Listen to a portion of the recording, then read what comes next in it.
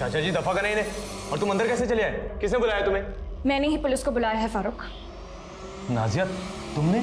मैं तुम जैसे इंसान से कभी मंगनी नहीं करूंगी। अंकिता सिंह पे जिस लड़के ने गोली चलाई थी उसने हाथ में एक ब्रेसलेट पहना था और उस ब्रेसलेट पे सनम लिखा था और उर्दू वर्ड के कुछ अल्फाज लिखे हुए थे। अगर आप में से किसी ने भी ऐसे व्यक्ति को देखा हो जिसने ऐसा कोई ब्रेसलेट पहना हो तो कृपया जो नीचे दिए गए नंबर है उस पर कांटेक्ट करें।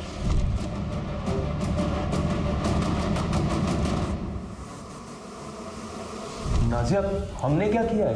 नाटक बंद करो फारूक। लगता है मेरा तोहफा तुम्हें रास नहीं आया। पोल खोदी तुम्हारी इसी तोहफे ने। ये वही ब्रेसलेट है जो मैंने इसे दी थी तोहफे में और इस पे उर्दू में इसका नाम लिखवाया था, फारूक। और किसी की जान लेने की कोशिश करने के बाद यहाँ मुझसे मंगनी करने आए हो। कितने घटिया इंसान हो तुम। फारूक, मेरी बेटी किडनैप होने वाली बात को तो 8 साल हो चुके हैं। मैंने कभी सपने में भी नहीं सोचा था कि मेरा वो अतीत हमारी जिंदगी में फिर से कहर बनकर टूटेगा। अरे कोई है? मेरी बच्ची किडनैप हो गई है। कोई मेरी बात क्यों नहीं सुन रहा है? अरे कोई मेरी बात क्यों नहीं सुन रहा है यार? मेरी साहब कब आएंगे? आप मेरी रिपोर्ट लिख लीजिए ना, जब तक वो नहीं आते तो। मेरी बच्ची गुम हो गई है। अरे कोई मेरी बात क्यों नहीं सुन रहा है? कोई नहीं सुनेगा आपकी। अगर आपने हमारी नहीं सुनी तो। क्या बोल रहे हैं आप? दरअसल हमारे भतीजे फारूक से एक गलती हो गई है। उसका दिल आ गया है आपकी बच्ची पर, इसीलिए उसे उठा लिया। आप फिक्र मत कीजिए, बहुत जल्द सही सलामत आपकी बच्ची आपके पास पहुंच जाएगी। लेकिन अगर आपने पुलिस में कंप्लेंट की तो हमारे फारूक से ज़्यादा नुकसान आपका होगा। अंकल जी, अंकिता के बालिग होने का इंतजार कर रहा हूँ। 18 की होते ही उठा ले जाऊंगा। और देखिए, परेशान होने की कोई दिक्कत नहीं है। अब निकाह तो मुझसे ही होगा। अंकिता का नया नाम भी सोच लिया है, अंकिता उर्फ अरफा। हमारी बच्ची को उसे बचाने के लिए हमने मेरठ ही छोड़ दिया और गाजियाबाद आ गए। हमारी बच्ची का उस कमीने ने क्या हाल कर दिया है। कई बार कहा अंकिता से कि मुझसे निकाह कर ले, पर वो समझ ही नहीं रही थी। इतनी रिक्वेस्ट भी की पर कुछ काम नहीं आया। तो नाजिया से मंगनी कर रहा था, फिर अंकिता को क्यों मारा? नाजिया से मंगनी तो मैं परिवार के दबाव में कर रहा था। प्यार तो मैं अंकिता को ही करता था और अपने पहले प्यार को भुलाना आसान नहीं होता। कैसे बर्दाश्त कर लेता कि मेरे होते हुए अंकिता किसी और की हो जाती? नहीं, मुझे ये मंजूर था ही नहीं। तो ये था ना वो जिसने अंकिता का रेप किया और पंकज का पैर तोड़ा? मेरी जागीर पर नजर डाली उस पंकज ने, तो क्या करता? छोड़ देता। सजा तो मिलनी ही चाहिए थी उसे, जो मैंने दे दी।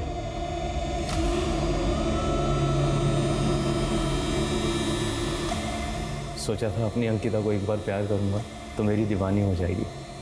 यकीनन उसे भी बहुत मजा आया होगा।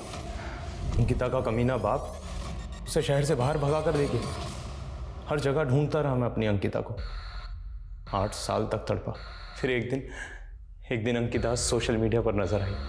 पहले से ज्यादा खूबसूरत हो गई थी मेरी अंकिता और मैं पहुंच गया उसके पास। तुम जानवर हो। तुमसे शादी करने से अच्छा तो मैं मरना पसंद करूंगी। मेरे सब्र को मत आजमा अंकिता। 1 महीने की मोहलत देता हूँ, निकाह के लिए राजी हो जा, वरना अंजाम बहुत बुरा होगा। इतना समझाने की कोशिश की अंकिता को, पर वो मेरे प्यार को समझ ही नहीं रही थी। 1 महीने की मोहलत भी दी मैंने उसे कि निकाह के लिए राजी हो जा, और आज 1 महीना पूरा हुआ। मजबूर था मैं। अगर अंकिता के रहते निकाह कर लेता या मंगनी करता तो मेरे प्यार की हार होती। इसलिए मैंने एक कन का जुगाड़ किया और अपने आप को अंकिता के प्यार के बंधन से और अंकिता को उसकी जिंदगी से आजाद कर दिया।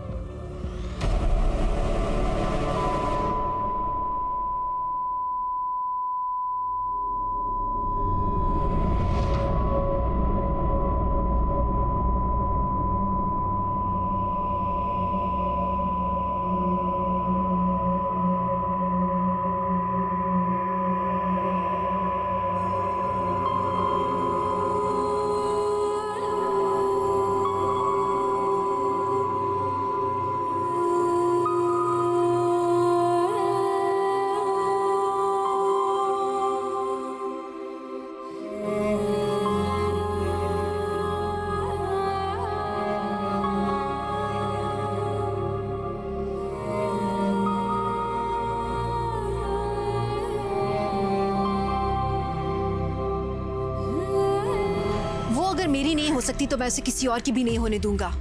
उसकी ना में ही हाँ छुपी है। मतलब क्या है इसका? ना का मतलब ना ही होता है।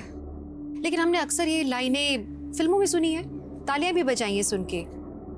लेकिन कहीं ना कहीं यही डायलॉग्स हमारे समाज में मर्दों की सोच बताते हैं। एक लड़की की ना एक लड़के के लिए ईगो इशू क्यों बन जाती है? एक लड़की की मर्जी, उसकी पसंद नापसंद मायने क्यों नहीं रखती? ये सवाल पूछना जरूरी है, इसका जवाब जानना जरूरी है। हमें मानना होगा कहीं ना कहीं हम अपनी परवरिश में चूक रहे हैं। बच्चे अपने आसपास के माहौल से, अपने घर से ही ये सब सीखते हैं। जब बच्चे अपने से बड़ों में देखते हैं बात बात पे लड़ना, जिद करना, लड़कियों पे भद्दे कमेंट्स करना, लड़कियों का मजाक उड़ाना, उन्हें लगता है कि ये नॉर्मल है, मर्दों का ऐसा ही बिहेवियर होना चाहिए। और यहीं से हम गलत परवरिश की शुरुआत करते हैं। एक माँ, एक बहन, एक फीमेल कॉलीग या आपकी दोस्त, वो सब इस समाज में एक बहुत अहम भूमिका निभाते हैं। उनका अपना एक वजूद है and they deserve your respect. औरत को देवी मत मानिए, इंसान मानिए। बदलाव की शुरुआत यहीं से होगी। हम कहते हैं कि औरत और मर्द कंधे से कंधा मिलाकर चल रहे हैं, पर इस बात पर हम अमल नहीं करते। 2020 खत्म होने जा रहा है। आइए 2021 में हम खुद से ये वादा करें कि हम अपनी सोच को बदल देंगे और हर औरत जो अपने ऊपर हो रहे अन्याय को एक आम बात समझकर नजरअंदाज कर देती है, अब से वो इन बातों को नजरअंदाज नहीं करेगी। 2021 की औरत ये मान लेगी कि वो अबला नहीं है। अब मैं दिव्यांका त्रिपाठी दहिया लेती हूँ आपसे विदा। देखते रहिए क्राइम पेट्रोल सतर्क, विमेन अगेंस्ट क्राइम। एक औरत पे वार, अब हर औरत का भार। दर्द हो रहा है, सांस लेना मुश्किल हो रहा है। क्या गलती की? क्यों हुआ है मेरे साथ? कोई सुन रहा है? जीना है मुझे, जीना है।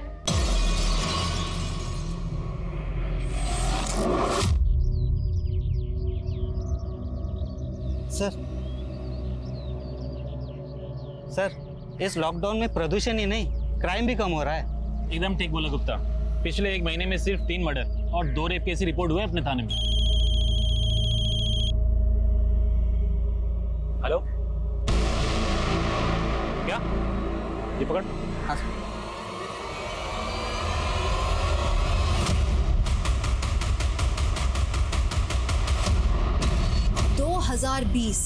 एक ऐसा साल जिसने दुनिया भर में लोगों की आदतें, सोच और पूरी की पूरी जिंदगी को बदल के रख दिया।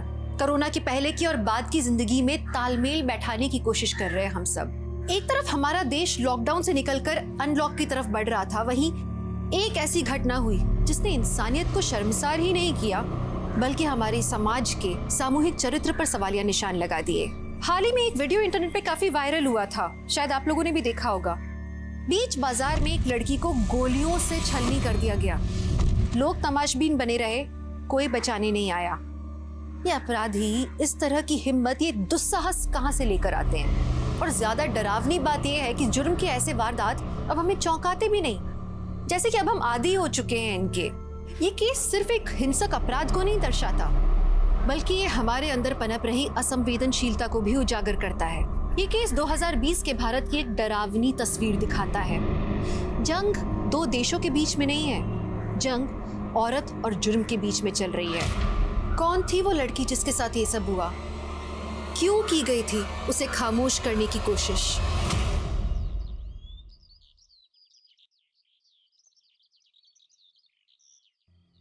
अंकुर की कहानी से हमें एक सबक मिलता है।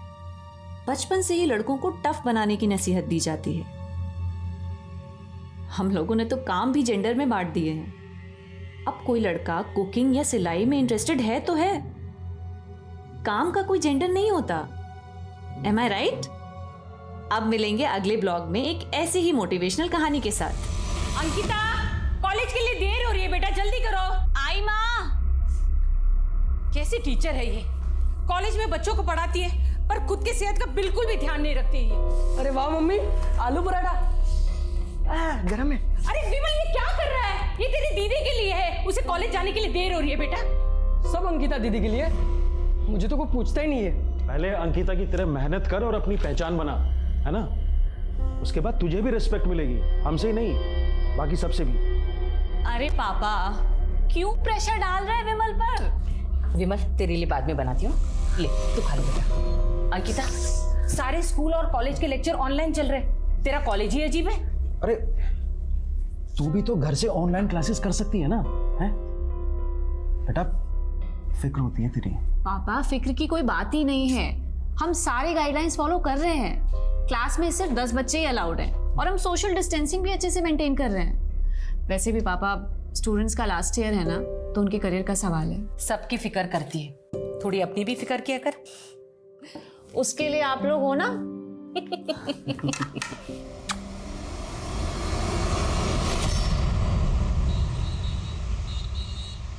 पीछे का अच्छा सुनना, कल का अभी याद है कितना मैं देख मैजिक दिखाता हूँ इससे। साइलेंस प्लीज, सब लोग पढ़ाई पे ध्यान दो। मैं कैसे पढ़ाऊंगी आप सबको इस तरह से? Please everyone. देखो मैडम को गुस्सा आ गया।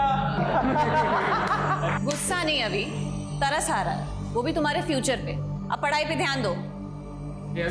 ओए देखना कैसा है। ओह माय गॉड, फोटो पे थोड़ा सा काम करना है।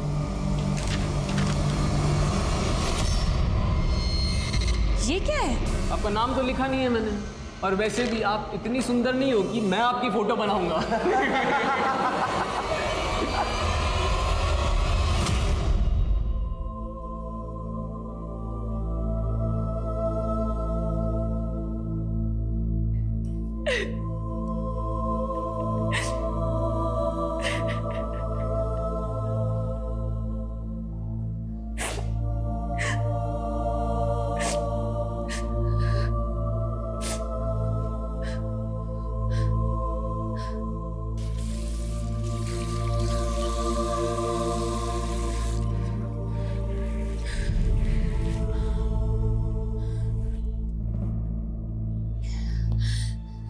अंकिता, बस तुम ऐसे हिम्मत नहीं हार सकती। आखिर बच्चे ही तो हैं। You have to be strong, very strong.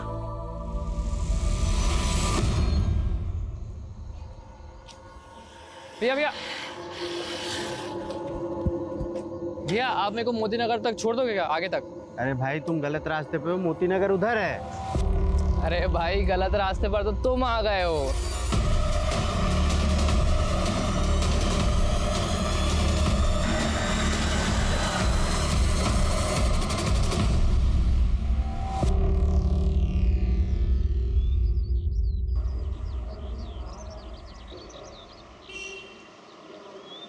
Everyone please pay attention, ये थ्योरी पिछली बार एग्जाम्स में आई थी। सो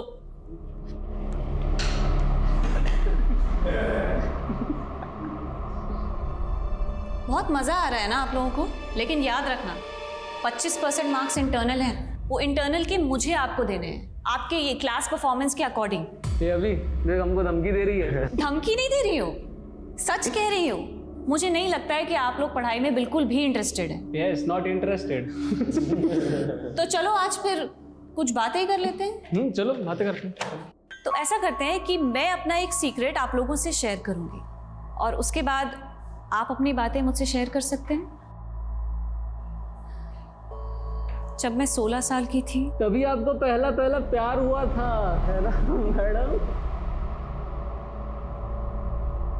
जब मैं 16 साल की थी तब मेरे साथ बहुत बुरा हुआ था।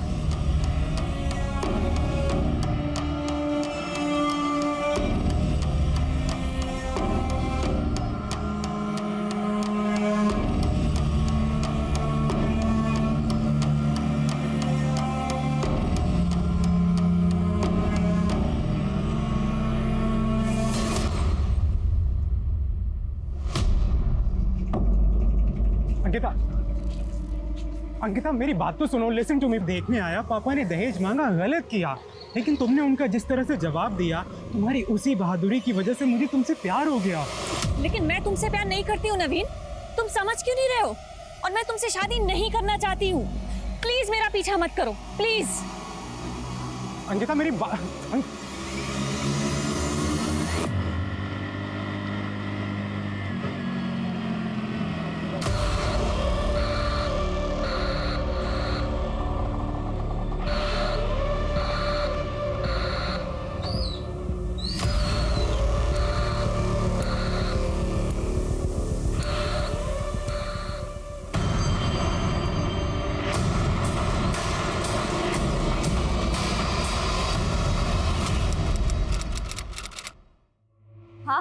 अभी आ रही हूँ। हाँ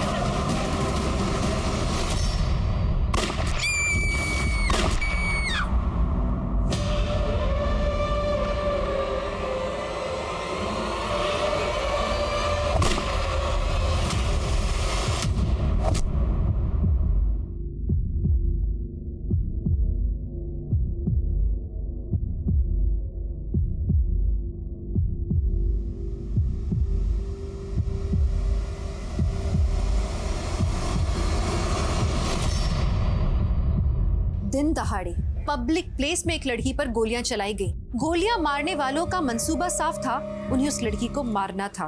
एक के बाद एक उस पे गोलियां दागी गई। गोलियों की आवाज, लड़की की चीख, खून का वो मंजर कई लोगों ने देखा और वो बस देखते ही रहे। और लड़की वहां सड़क पर पड़ी पड़ी तड़पती रही। किसी ने कुछ नहीं किया। अरे क्या हुआ, ये जिंदा भी है या नहीं? अरे क्या हो गया इसे? कोई मारकर चला गया। अरे लड़की जिंदा है, इसे अस्पताल ले जाते हैं। अरे कोई मदद करो, मेरी मर जाएगी ये। अरे इसकी जगह तुम होते और कोई नहीं देखता तो। अरे भाई चलो, मेरी गाड़ी में बिठा दो।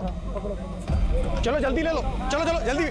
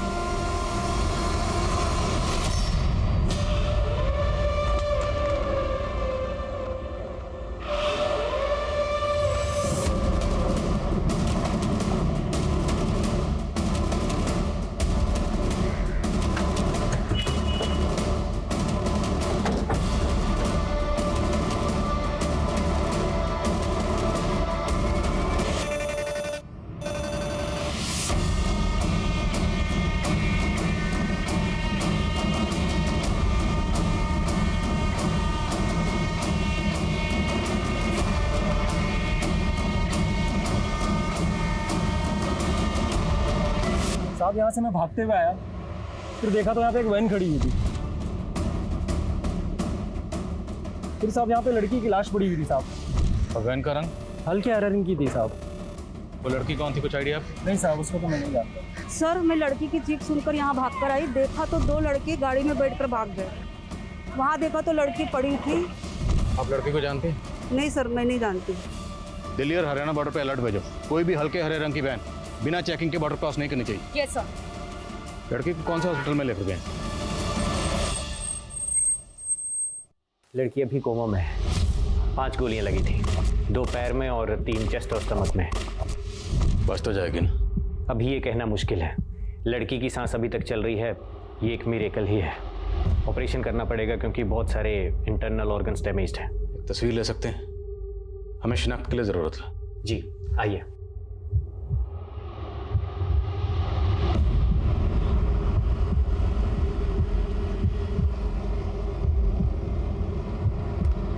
जितनी जल्दी हो सके। सर ये देखिए, इस लड़की का वीडियो सब जगह वायरल हो रहा है।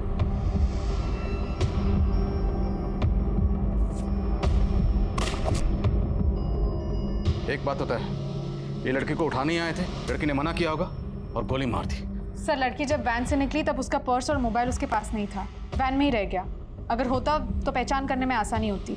अब आसान हो या मुश्किल, शिनाख्त तो करनी होगी ना? जी सर। ये तस्वीर उस एरिया में सब जगह सर्कुलेट करो। आई एम श्योर कोई ना कोई इस लड़की को जरूर पहचानता होगा। Yes sir. ये शूटआउट जो बीच सड़क में हुआ एक सीसीटीवी कैमरा में कैप्चर तो हुआ, लेकिन सही हाथों में पहुंचने की जगह ये क्लिप एक स्मार्टफोन से दूसरे स्मार्टफोन के चक्कर लगाती रही। शूटआउट में मची अफरा तफरी ने क्राइम सीन को कॉन्टामिनेट कर दिया था। अगर टाइम से पुलिस को वो सीसीटीवी फुटेज मिला होता तो शायद वो टाइम पर गुनहगारों को पकड़ पाते। पुलिस से भारी चूक हुई थी, लेकिन जिन्होंने ये वीडियो रिकॉर्ड किया और उसे वायरल किया उनकी भी कोई नैतिक जिम्मेदारी होनी चाहिए थी ना। शायद उन्हें तय करना चाहिए था कि ये वीडियो पहले उनके दोस्त के पास पहुंचना चाहिए या पहले पुलिस के पास पहुंचना चाहिए। यहाँ पे जो घटना हुई इसी सीसीटीवी फुटेज की है ना? नहीं मैम। झूठ बोलता है, वो वीडियो इसी सीसीटीवी फुटेज का है, एविडेंस है ये।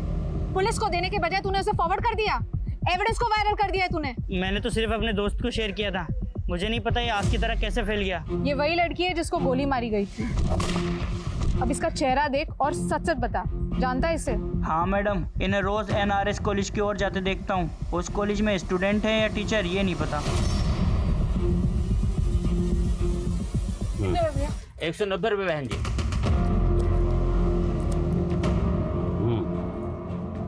अरे ओ बहन जी, अपने छुट्टे पैसे तो लेके जाइए।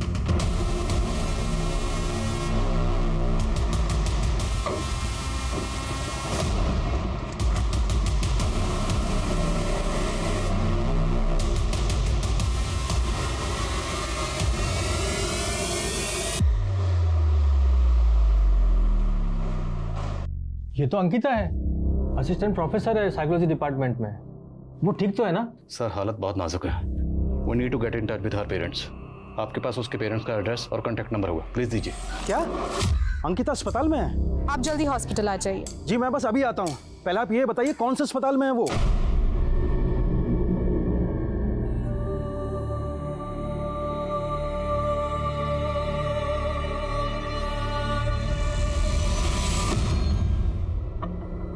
कैसा लग रहा हो? एकदम हीरो जैसा। मैं तो ऐसा ही। पंकज, क्या चल रहा है ये सब? मैं तो बस ऐसे ही। एक मिनट, और तू क्या मेरे बॉयफ्रेंड पे डोरे डाल रही है? अगली बार अगर तू उसके आसपास भी दिखी ना तो तेरे इस बालों में ना मैं चिंगम चिपका दूंगी। यहाँ से हट। और तुम टाइम पास कर रहे थे, हाँ? तुम्हारा ना बहुत हो गया, अब मुझे तुम्हारे साथ नहीं रहना। I hate you. Ankita!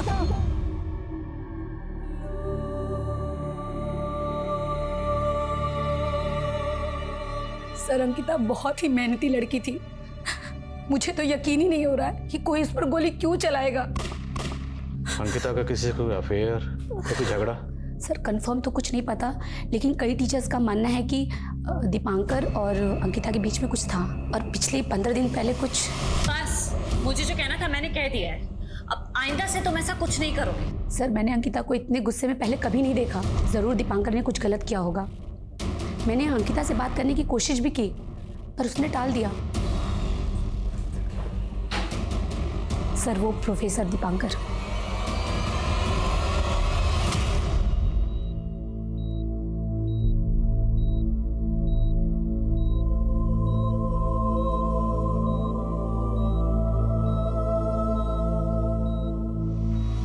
Sir Ankita एक अच्छी प्रोफेसर है। शुरुआत में स्टूडेंट उसे काफ़ी तंग करते थे, लेकिन उसने उन्हें बहुत प्यार से समझाया।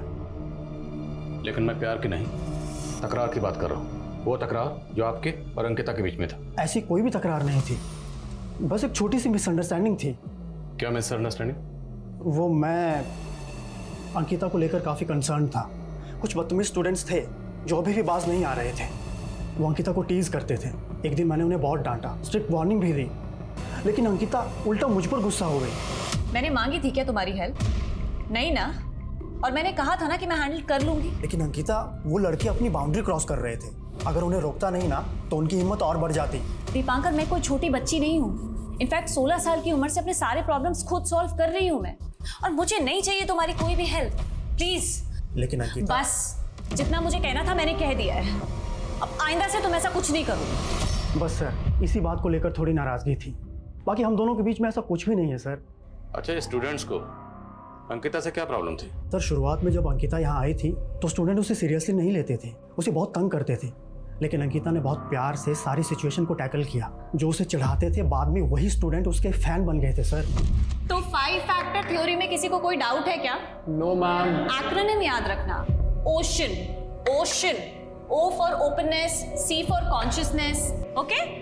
किसी को कोई doubt? No ma'am. Sir Ankita सबकी फेवरेट बन गई थी। इस प्रोफेसर की बातों पर मुझे बिल्कुल यकीन नहीं है। डिटेल्स निकलो इसकी। Okay sir. सर अंकिता से काफी प्रोफेसर जलते होंगे। एक तो 10-15 साल छोटी लड़की और स्टूडेंट्स के बीच में ज्यादा पॉपुलर और सैलरी भी उनके जितना कमा रही थी। सो दैट डजंट मीन कि कोई इसको गोली मार दे। सबकी डिटेल्स निकलो, पियान, लाइब्रेरी क्लर्क, सबसे बात करो। Okay sir. सर अंकिता जिन लोगों के लेक्चर्स ले रही थी उन सब से भी बात कर रहे हैं, उन सबकी डिटेल्स निकलवाइए। और अंकिता के साथ जो दूसरी लड़की थी उसके बारे में जल्द से जल्द पता करो, वो इस केस की अहम कड़ी साबित हो सकती है। Okay sir.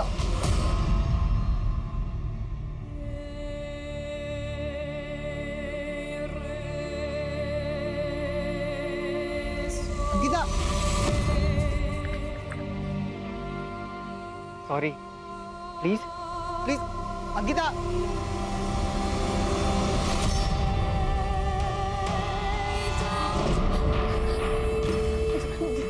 अरे मैम कहाँ जा रही है? वो मेरी बेटी अंकिता, वो अंदर है, मैं उसकी माँ हूँ, मुझे एक बार उसे मिलना है। ऑपरेशन चल रहा है, आप लोग अंदर नहीं जा सकते हैं। ऑपरेशन? किस बात का ऑपरेशन? गोली लगी है ना उसे। गोली? हाँ। किसने मारा मेरी बेटी को? ये क्या बोल रही है? मुझे एक बार उसे मिलना है, मुझे उसे मिलना है। मैं कह रही हूँ मुझे उसे मिलना है, मैं आपके सामने आज। क्यों नहीं मिल सकती? मिल सकते हैं। आ जाओ, आ जाओ।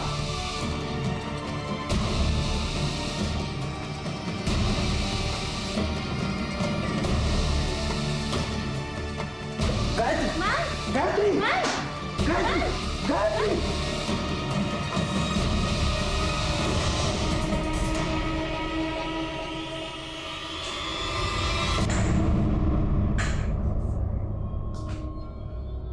क्या आजकल के मुजरिम को कानून का कोई डर नहीं रह गया है? हमारे विश्वसनीय सूत्रों के अनुसार जो खबर आई है उसमें अभी जो लड़की मौत और जिंदगी के बीच में झूल रही है उसका नाम अंकिता सिंह है। अंकिता? दीदी, सब पूरी प्लानिंग की गई थी। नंबर प्लेट भी फेक लगाया हुआ था। असली नंबर के आखिरी 3 डिजिट 031 दिखाई दे रहे हैं सर। जितने भी गाड़ियों के लास्ट डिजिट 031 है, सबकी स्कैनिंग करो। एक मिनट, गाड़ी की नंबर प्लेट के साथ छेड़खानी की गई है, तो हो सकता है 08 हो। जितनी भी गाड़ियों के लास्ट डिजिट 031, 831 है, सबकी स्कैनिंग करो। Okay sir. सर अंकिता के साथ जो दूसरी लड़की थी उसकी फोटो आसपास के एरिया में शेयर की है, खबरियों से भी कहा है। जल्दी कुछ पता लगना चाहिए। अंकिता के स्टूडेंट्स, उनसे बात है? सर एक लड़का है जिगर, वो कुछ कहना चाहता है। अंकिता मैम बहुत अच्छी थी सर। पहले मैं उन्हें बहुत परेशान करता था। उनकी जगह कोई और टीचर होती तो वो मेरे घर पे कंप्लेन कर देती या फिर मुझे सस्पेंड करवा देती, लेकिन अंकिता मैम ने ऐसा नहीं किया। वो हमेशा हमें समझने की कोशिश करती थी। वो हमारी दोस्त बन गई थी सर। हमारी क्लास का हर स्टूडेंट मैम से कुछ भी शेयर कर सकता था। वो मैम, मैं आपसे कुछ कहना चाहता था। हाँ बोलो जिगर। वो मैम, जिगर टेक योर टाइम, कोई जल्दी नहीं है, आराम से बताओ। हाँ तुम पहले बैठो बैठो।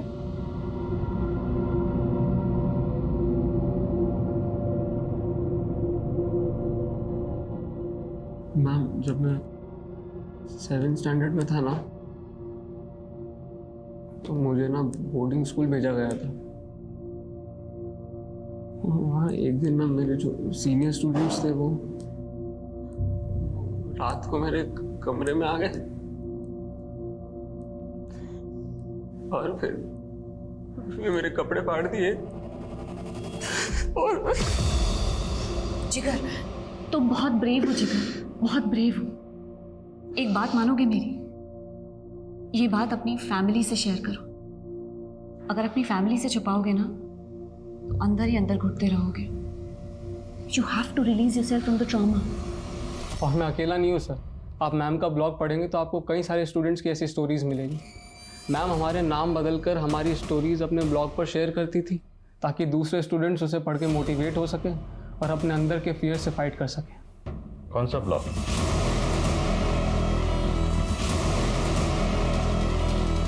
अंकिता की कॉल डिटेल्स आ गई है। 2 नंबर है जिनकी कॉल पैटर्न्स थोड़ी अजीब है। एक है पंकज त्यागी। इस नंबर पर पिछले 1 हफ्ते में अंकिता ने 11 बार कॉल की है।